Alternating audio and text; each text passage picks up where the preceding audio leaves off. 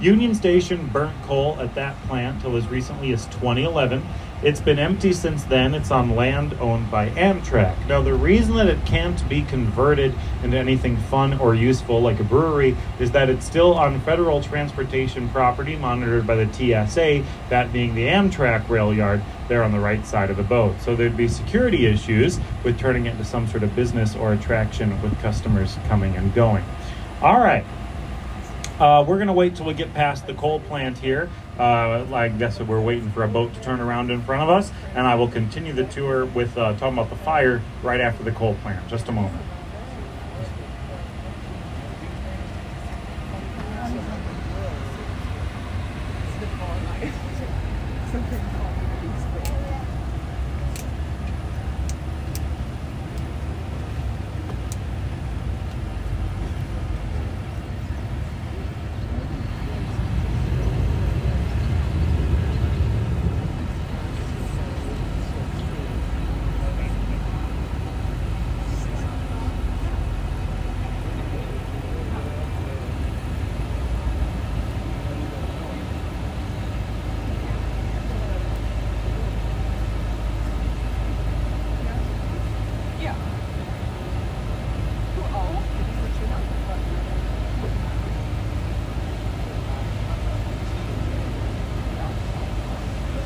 All right, folks, so immediately after the coal plant on the right, directly to the right is a Whole Foods sign, and to the right of the Whole Foods sign is that radio tower. Let's talk about the fire.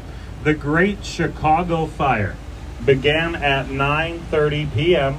October 8th, 1871, right where that radio tower is today, 153 years ago. The fire quickly spread east all the way to the lakefront.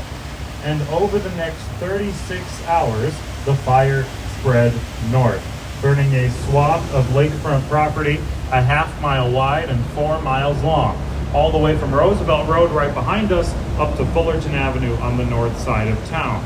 Now, at the end of those 36 hours, 300 people had been killed, 100,000 people were left homeless by the fire, and 3 square miles of the city, including our business district, was burnt to rubble. Now, you might have noticed from that description that the fire crossed the river. Chicagoans assumed that the river would protect the east side of town, but in fact, the fire crossed the river twice. Once from west to east, and then again it crossed the main branch from south to north. Here's how. To the shock and horror of residents, as the fire reached the river, it was so big and hot that the heat strengthened the wind, blowing burning chunks of wood over the river, continuing the flames on the other side. Now, about Mrs. O'Leary and her cow. Oh, not yet, actually. First of all, those 100,000 people left homeless, a third of the city surviving victims of the fire. Most of them stayed right here in Chicago. Very few of them moved away after having lost everything. That's because most of those surviving victims were immigrants with no real connections to other parts of the country, and so were determined to rebuild the lives they had built for themselves here in Chicago, where they would still know their neighbors and communities. And now about Mrs. O'Leary and her cow. The O'Learys were real people. They had 4 real cows in a real barn. And their barn really was the first building on fire that night. But the story blaming the fire on Mrs. O'Leary was invented by a reporter while the flames were still burning, knowing that scapegoating an Irish immigrant family like them would take advantage of anti-immigrant prejudice and sell a lot of papers.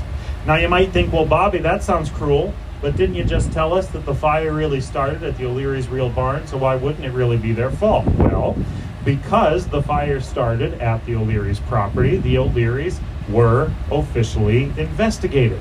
The investigation found no evidence to blame the O'Leary's, citing that Chicago was a dry, wooden city that had suffered through 2 months of drought. Anything as simple as a passerby with a pipe accidentally dropping a match could have started the fire. We simply do not know, still today, what started the Great Chicago Fire, and the O'Leary's, even back then, were as likely as anyone to be completely innocent. They were officially exonerated back then, contemporaneously with the fire. Now, back to the present. That radio tower that we spotted is still significant. because Chicagoans have a good sense of poetic justice. And that radio tower stands on the property of our present-day firefighter training academy. Right where the Great Fire began is where we train our firefighters today, over on DeKoven Street, where the O'Leary's front door once stood. All right, moving along, folks. Let me mention briefly on the left this big empty space